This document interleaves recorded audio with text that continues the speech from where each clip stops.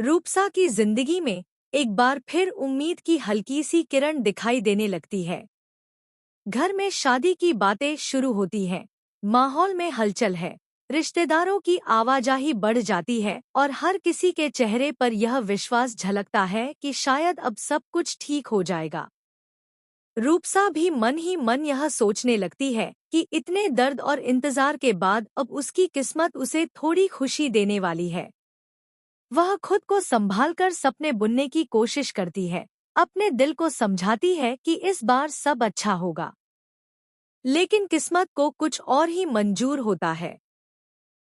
जैसे ही लड़के वाले घर पहुंचते हैं, उसी वक्त घर के अंदर एक तूफान खड़ा हो जाता है।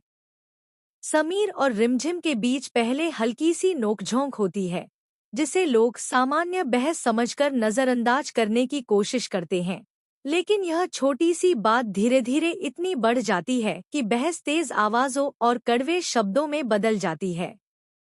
यह सब लड़के के पिता के सामने हो रहा होता है, जो चुपचाप सब कुछ देख रहे होते हैं। घर का माहौल अचानक भारी और असहज हो जाता है। हर कोई महसूस करने लगता है कि कुछ बहुत गलत होने वाला है।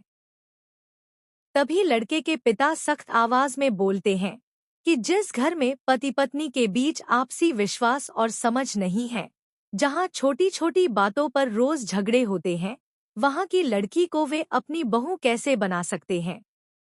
उनके ये शब्द घर में बैठे हर इंसान के दिल में तीर की तरह चुभ जाते हैं। पल भर में ही फैसला सुना दिया जाता है और रूपसा का रिश्ता एक बार फिर टूट जाता है। यह सुनते ही रूपसा के पैरों तले जमीन खिसक जाती है।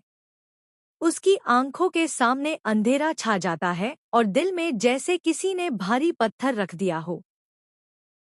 वह खुद को संभाल नहीं पाती और भीतर ही भीतर टूट जाती है। यह दृश्य देखकर घर में मौजूद हर इंसान की आंखें नम हो जाती हैं, लेकिन कोई भी उसके दर्द को पूरी तरह समझ नहीं पाता। रूपसा के लिए यह सिर्फ रिश्ता टूटना नहीं होता, बल्कि उसकी उम्मीदों, सपनों और आत्मविश्वास का बिखर जाना होता है। वह सोचने लगती है कि आखिर उसकी जिंदगी में बार बार ऐसा ही क्यों होता है। हर बार उसकी खुशियों पर किसी और की गलती का साया क्यों पड़ जाता है। वह खुद से सवाल करती है कि क्या उसकी किस्मत में कभी खुशी लिखी ही नहीं थी। इसी दर्द और टूटन के बीच रूपसा एक बड़ा फैसला लेने की सोचने लगती है। उसका